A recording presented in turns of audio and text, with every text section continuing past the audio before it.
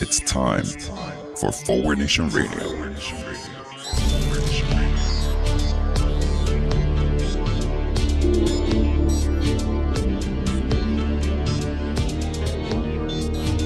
Now here he is, the host of Forward Nation Radio, David Leventhal. A study by Harvard and other researchers not quite so well known has determined that upwards of 4,700 Puerto Ricans have died as a result of the recent hurricanes. The official U.S. government number, 64. Or as Trump would put it, dead on accurate. No, seriously, dead on accurate. Trump presumably has always had a problem with the Constitution finding that brown-skinned people were 3/5 of a white person. 70-1 sounds like a much better ratio, I'm guessing. Anyway, we're always dead on accurate here on Forward Nation Radio, and we think brown-skinned people are like the same as white people. Welcome to Forward Nation Radio with me, David Leventhal, and our show today, tolerance, forgiveness, plans for the future, and our special our guest. But first, I've suffered through a lot, as you all have, through a lot of indignities during the Trump administration. The recurrence of racism, misogyny, lying constantly from the President of the United States, lowering the morals of this country, and, facing possible nuclear Armageddon every day. But there need to be limits. Do I seriously have to become a Philadelphia Eagles fan now?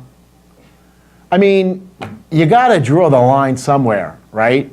An Eagles fan? Give me a break. And while we're on the subject, what does it mean that NFL players have become our moral exemplars? In case you haven't heard, because you're living on some foreign planet or something, the Philadelphia Eagles players almost unanimously declined the invitation from President Trump to celebrate their Super Bowl victory. As a result, Trump disinvited them, held his own party without them. I don't know what to make of the fact that we look at NFL players and other sports stars and say, wow, we could learn a lot from them. Hasn't generally been the case.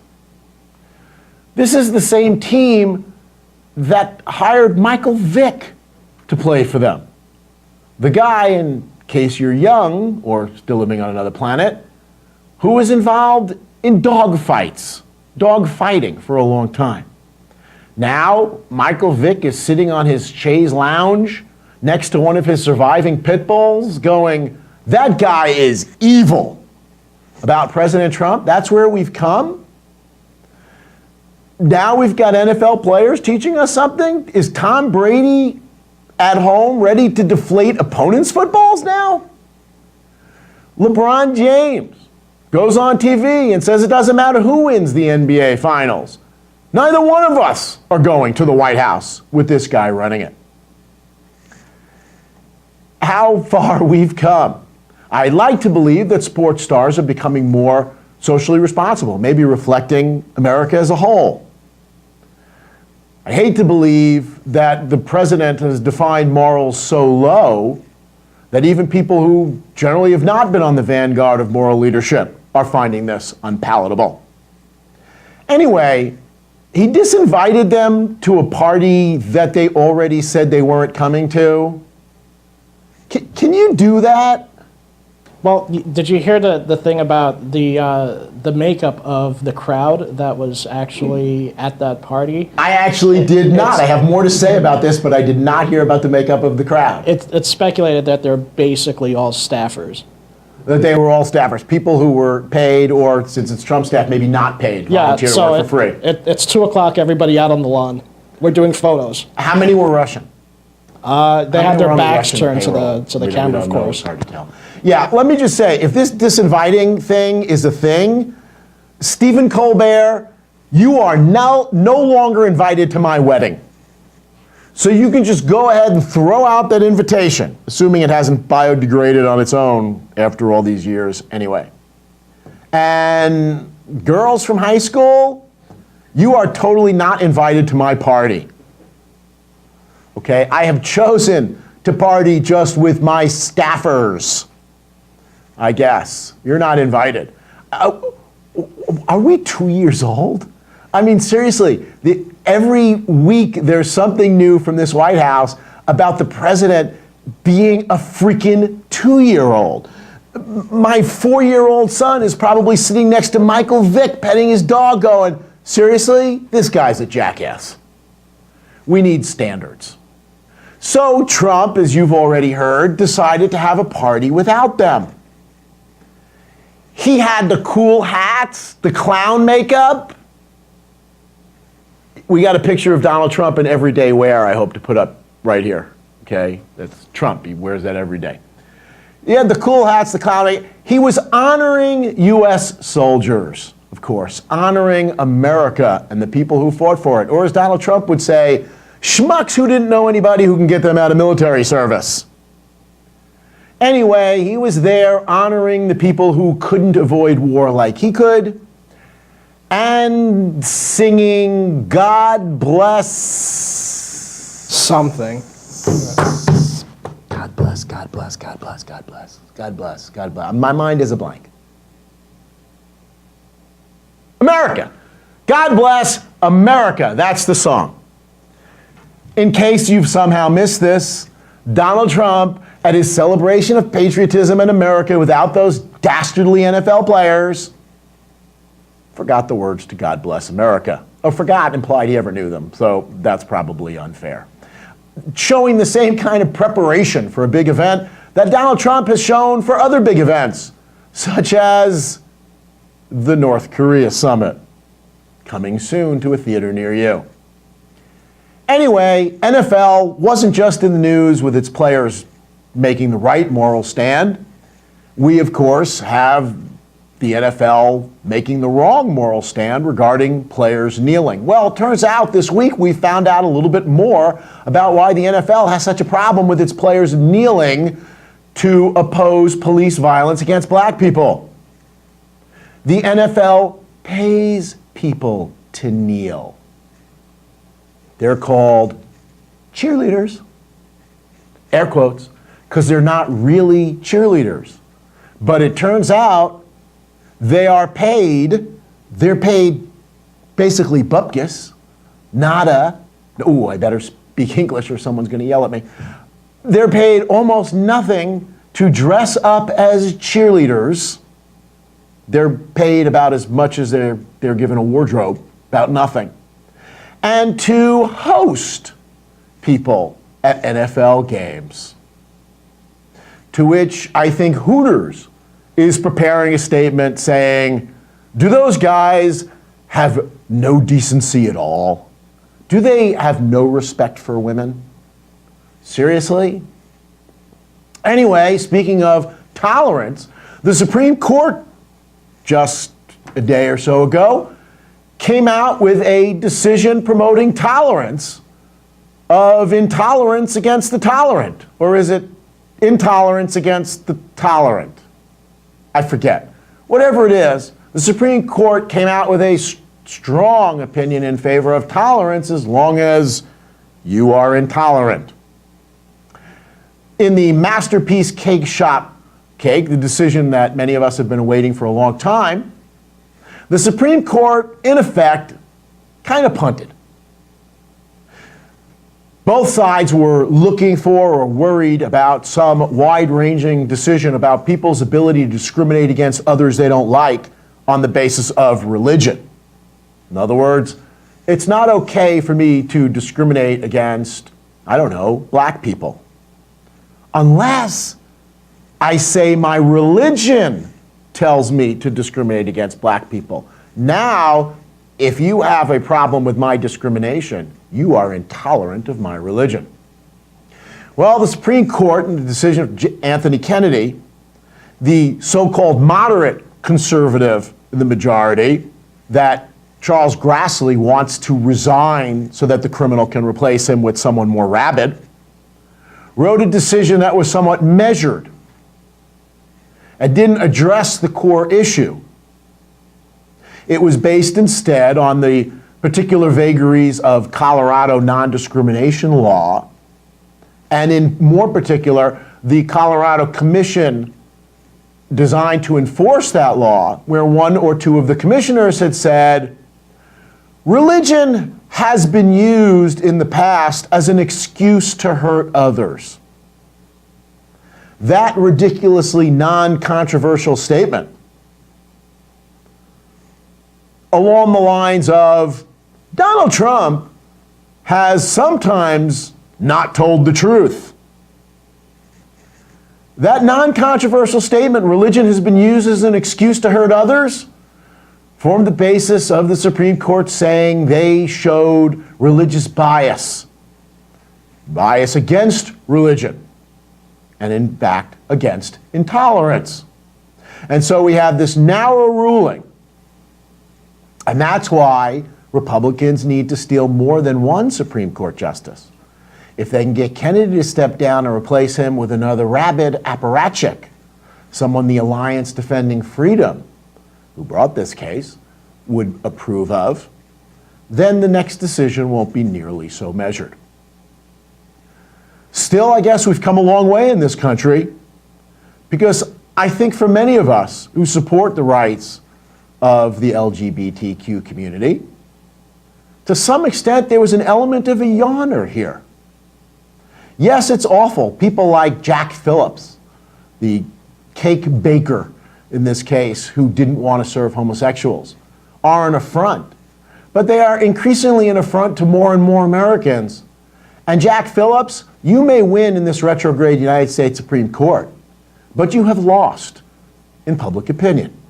And there's good news to come out of that. Speaking about public opinion and tolerance, Roseanne.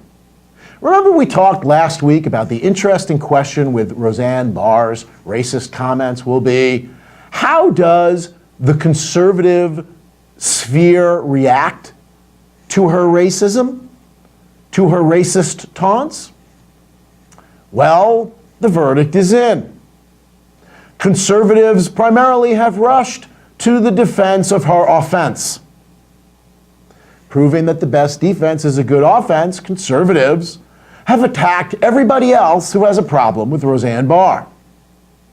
Speaking of rushing to her defense, the President of the United States, faced with blatant racist comments that continue to divide an already divided country, sought to address this rip in the fabric of unity by handing a scissors to the people ripping the fabric.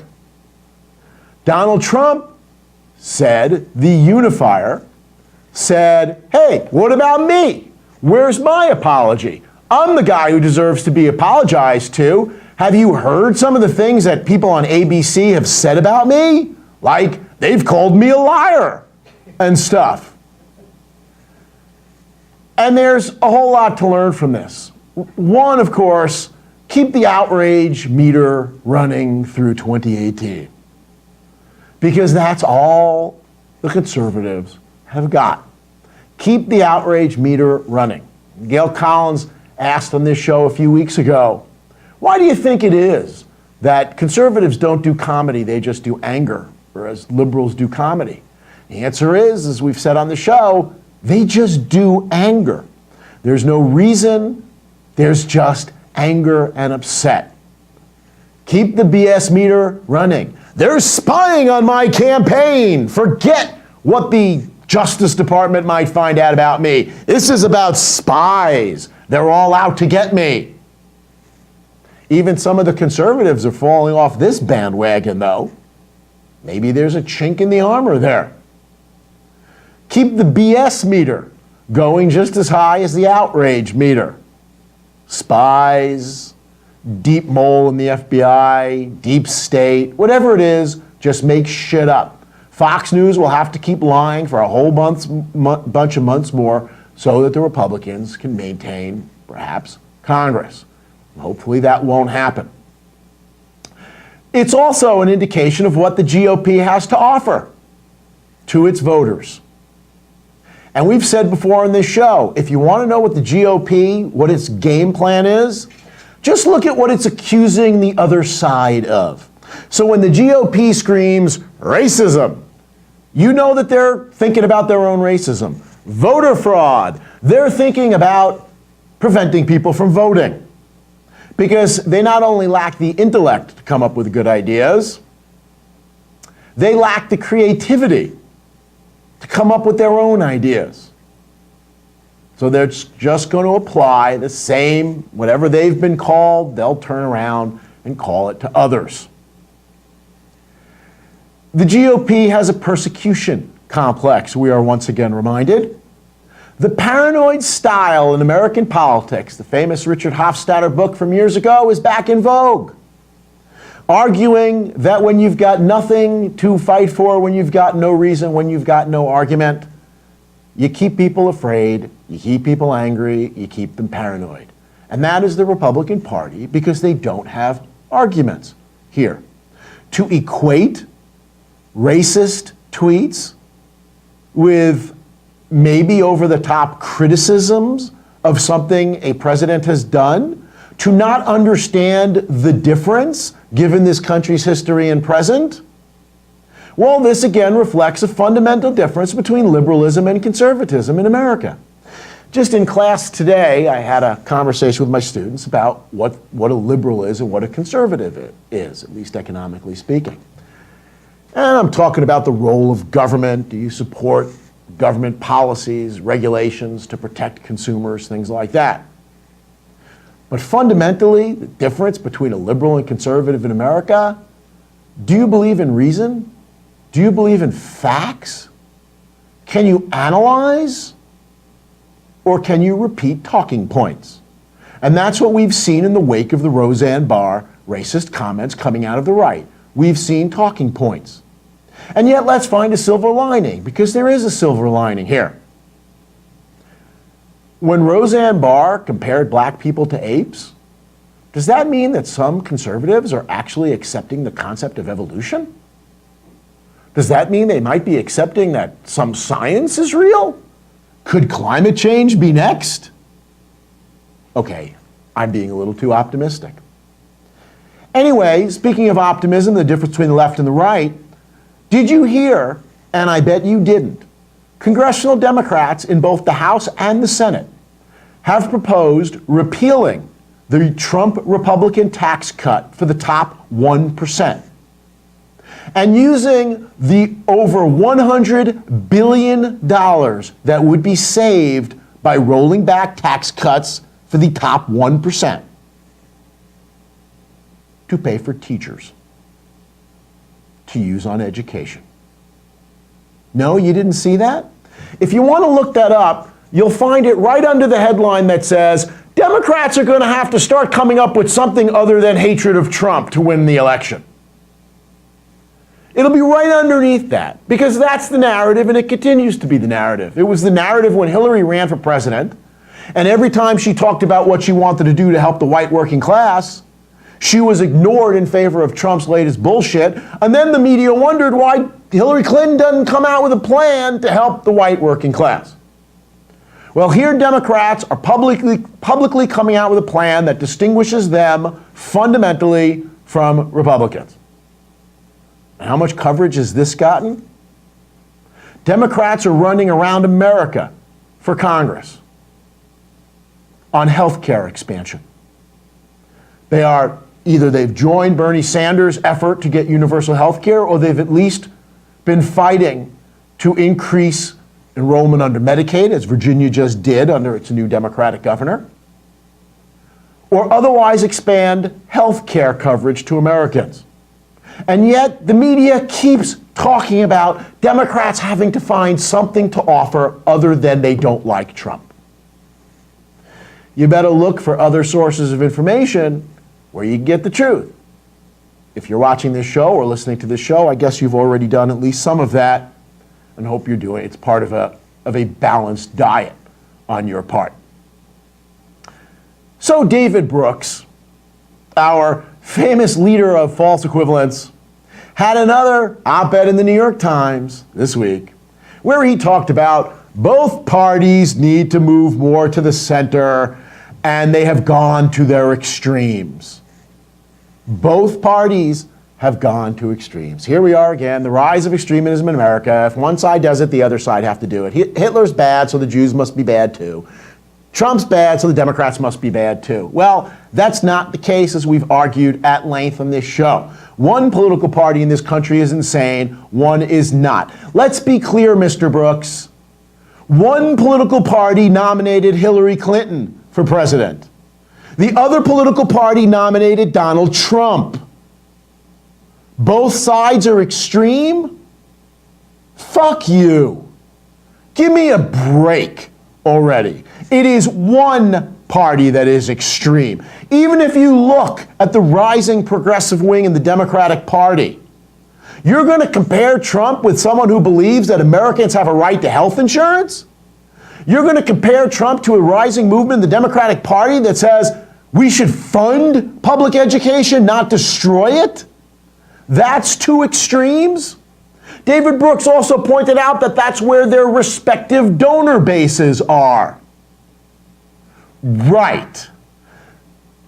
The people all the way on the left are the Democrats' donor base, not the same rich people and corporations that have been funding the Republican Party and that have been making the Democratic Party central.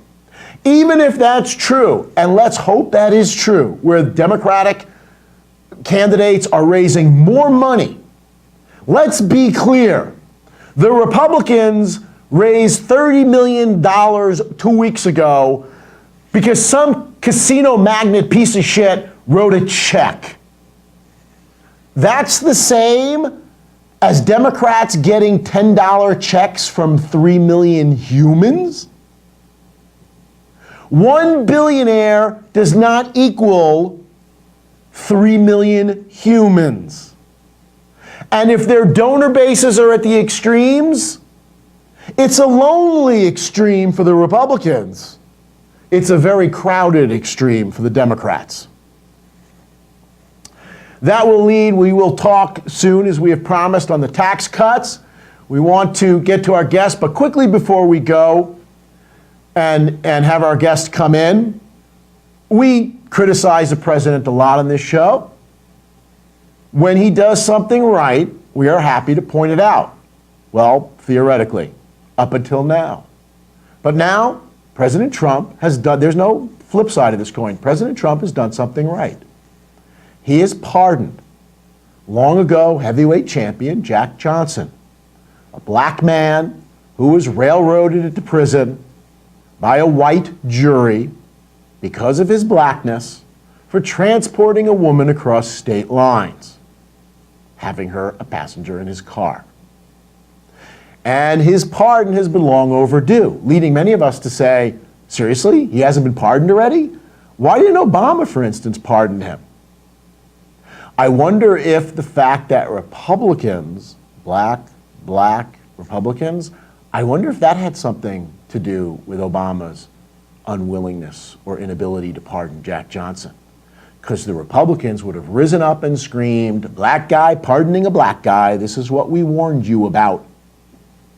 But anyway, the pardons weren't so salutary from President Trump, unfortunately. He has also pardoned racist piece of garbage Dinesh D'Souza, a right-wing flamethrower and lying sack of garbage. Some time ago, a student in one of my classes said, what about the Clinton Global Initiative and how evil it is? And I said, really? It's evil? Show me some information on that. And he brought in an article from Dinesh D'Souza. And I just started laughing in class. And then I handed out some information about Dinesh D'Souza, who, among other things, was famous for leading the charge that Barack Obama was going to promote anti-colonialist policies because he was getting this from his father, who I believe he'd never met, who was Kenyan. Black, black, black, black. The dog whistle days have been with us for a long time. And yes, he's thinking about pardoning Martha Stewart, a billionaire who was willing to steal money from people like me and you. What is the signal? The signal, of course, is whatever scum is out there, I have your back. No problem. Paul Manafort, are you listening? Because Paulie, you're going to need something added to that pardon, apparently, pretty soon. More on that, I hope, next week. In the meantime, we have a special guest here today, and we'd like to introduce him at this point to discuss some of the latest news, including the North Korea summit. The Associate Director of the Honors Business and Liberal Arts program at Queens College, and someone who has a lot of wisdom from having grown up around me. Stephen Leventhal will be joining us when we come back. Thank you.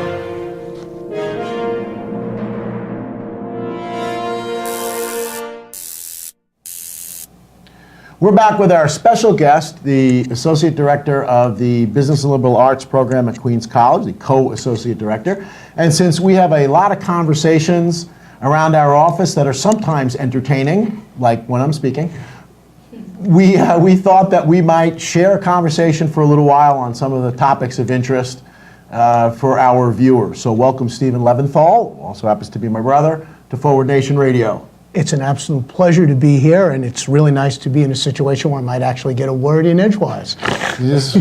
If only it were equally nice for our viewers. Anyway, moving on. Paul Manafort. What do you think? The great or the greatest, as Stephen Colbert would say. You know, how's it looking for him? The best thing I could say about Paul Manafort is he makes my 90-year-old parents look technologically savvy. I mean, this guy, the stupidity, aside from what he did, of literally trying to contact people using the encrypted messages while leaving the clear text up in the cloud is almost Keystone Cop-like. It's beyond stupidity. And I think clearly he's going to jail. I mean, he is going to have his bail revoked. If he does not have his bail revoked, I really don't understand what's going on. I've spoken to 3 or 4 different legal people on this, and obviously I watch a lot of television, and everybody seems clear that this judge is not going to take any of this. They're going to revoke his bail, and he's going to spend the next, several months before it goes to trial, and then the length of the trial. So does that give Mueller a better chance to flip him? Who knows? Who knows? You wonder, we've talked about a lot on the show. You say this is Keystone Cops. I mean, how much of this do you think, and this is just speculating, but this is the one thing normal people have going for us with this. These guys are, I think, on the one hand, they are so arrogant. They have been so irresponsible their entire lives, so above any accountability, that they just don't ever have to look after their trails. And some of it is, these guys really aren't very bright. I think you really hit the nail on the head. They've gotten away with this for so long. Donald Trump is 70-some-odd years old. He's been doing this for 50 years, and he's gotten away with it. Paul Manafort has gotten away with it. So they can't understand why they won't get away with it now. This is what happens when you face accountability for the very first time. And it is insane watching this. It is almost comical if this wasn't actually the United States of America and our freedoms, et cetera, and all that's at stake. It would be comical.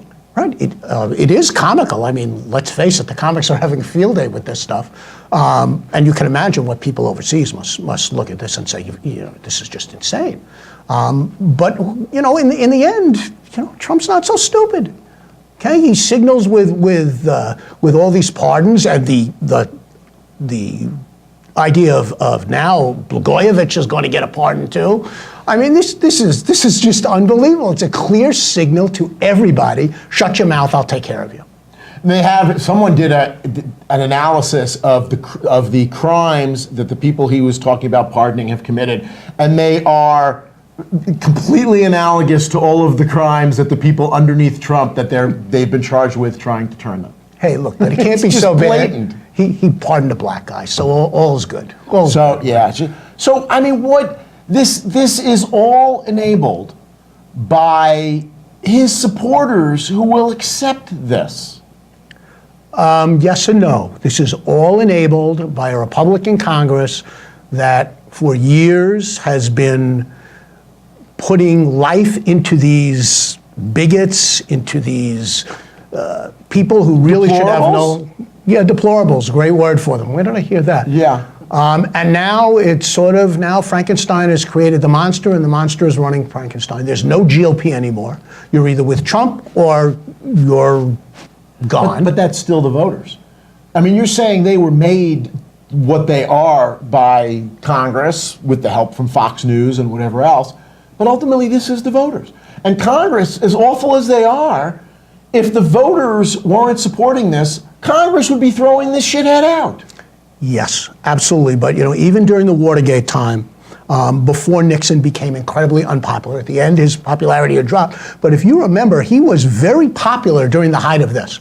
There were Republicans in Congress. Now, granted, it was a Democratic Congress, but there were Republicans in Congress who, and when they came out against him early, that changed public opinion. Well, they didn't come out against him early. They came out against him. But when they did. Probably when they started thinking that even the Republican voters are going to turn against this guy when they hear the tapes. When they see what now they're going to be seeing, they're going to turn against this guy. Okay. The Republican electorate could not have been that crazy back then. Well, do we think that there is some bombshell or something that Mueller has that's going to do the same thing? Because as it stands now, can you foresee, even if the Mueller report comes out and shows collusion, shows obstruction of justice, is it going to matter? Is it going to matter? Even if we have a Democratic Congress, I'm not even sure he would be impeached then. But certainly, what does he need? 34 Republican votes in the Senate. And he's still here. But one thing we agree on is, we love you, Trump voters. Just come on board at some point. Trump voters are never coming on board. That's been my argument for a long time. But moving on in the last minute or so that we have, we recently were asked a question by a mutual friend who's much more conservative than we are. We are heading in next week to what we're now referring to, what you, our viewers, are referring to as the batshit summit, which is to say, of course, that none of you are referring to it as the batshit summit, but none of you are referring to whatever Donald Trump says you're referring to as whatever you refer to anyway. So, what we're now going to call the batshit summit between President Trump and North Korean dictator Kim Jong-un. And we were asked, what will we give Donald Trump credit if and when they get an agreement and get rid of the North's nuclear weapons? I think there's absolutely no doubt, because we have Crazy 1 and Crazy 2 meeting, okay? And the idea is here that Crazy 2 says to Crazy 1, give up all those weapons that you've taken all this hit for over these years, give them up, and after that we'll do something for you. And we expect that to happen? It's absurd. What sort of agreement are we likely to get? And I say if we actually have a summit, because I'm not convinced they're still going to meet. But if they meet, they're going to have a meeting to say, oh yes, we're going to have a framework for doing something. The North Koreans have never lived up to any agreement, unlike the Iranians, who actually lived up to the agreement. And we can argue that the Iran deal was not as good as it should have been, but it was probably the best we could get. But nobody says they weren't living up to their side of the agreement. We didn't have the negotiator-in-chief working on that. Yeah, there we go. And we're going to trust the North Koreans. I mean, the whole idea is so absurd. A little bit of wishful thinking. Even, I found it remarkable as I thought about the question afterwards, to even sort of pose the question, premises the idea that something good is going to come out of this. Trump's going to make something positive happen without any indication whatsoever that you should believe such a thing will happen. So first, the wishful thinking, which of course is sort of on the right. Well, if that happens, then we win, and ha, we got one on you. It almost was like crowing. Hey, look at this. We're going to win one here, but you're losing by 50 runs. It's the ninth inning, and you got a base hit, so you're all excited. Let's assume that there is an agreement. If there was a real, you were quicker to give him credit than I was. If there was a real, verifiable agreement that the North would give up all their weapons, absolutely, he gets credit. Do I think he's the catalyst of this? No, but he gets credit. If it happens during your watch, you get credit, and I would be the first to give him credit. But that's a cop-out. He'll get credit. That doesn't mean he deserves credit. In other words, we might have a beautiful day on the day he meets with Kim. Does he get credit for that too? I realize this is a closer call, but I also want to be clear. Do conservatives give Obama credit for the Iran agreement? Do they give Obama credit for the good economy, for avoiding another depression and getting us out of the Great Recession. Why, in other words, facts matter. If you can show me that something that Trump has done has led to this, then let's talk about giving Trump credit. But if a new leadership in South Korea that is much more progressive and very much looking for a rapprochement with the North, and if for whatever reason Kim, with the help of China, has decided that they want to make some kind of agreement, why the hell does Trump get credit for that? Because it happened during there. Because he's there. Okay, and sometimes at least he hasn't fucked it up. Right. Well, there we can agree. Donald Trump should be getting credit for anything that he doesn't screw up while he's in office. That will be a good thing for the administration. Besides, most of his administration, certainly Mr. Bolton, for him, the idea of success in this thing would be they both walk away from each other and we bomb them the next day. There's success. I mean, so it depends how you define success. But look, if North Korea really gives up its nuclear weapons, I'm happy to give Trump the credit. I don't care who gets the credit. Maybe that's what the difference is between liberals and conservatives. We just want things to be good. You want to take the credit whether you deserve it or not? I don't care. Maybe we'll find out. That shit crazy works. Anyway, thanks for joining us on today's show. As always, I can't remember what I'm supposed to say goodbye. Like looking forward, go to forwardnationradio.com. That's forwardnationradio.com and get the full experience. You'll see the video from this in every episode there and on our YouTube channel as well. Please, please, please, if you have not subscribed to our YouTube channel, please do subscribe to our YouTube channel. Don't miss our next podcast on Podbean or on iTunes. If you love what you heard, like us on Facebook, subscribe to our YouTube channel, tell your friends, help us spread the word. Forward Nation Radio. See you next week.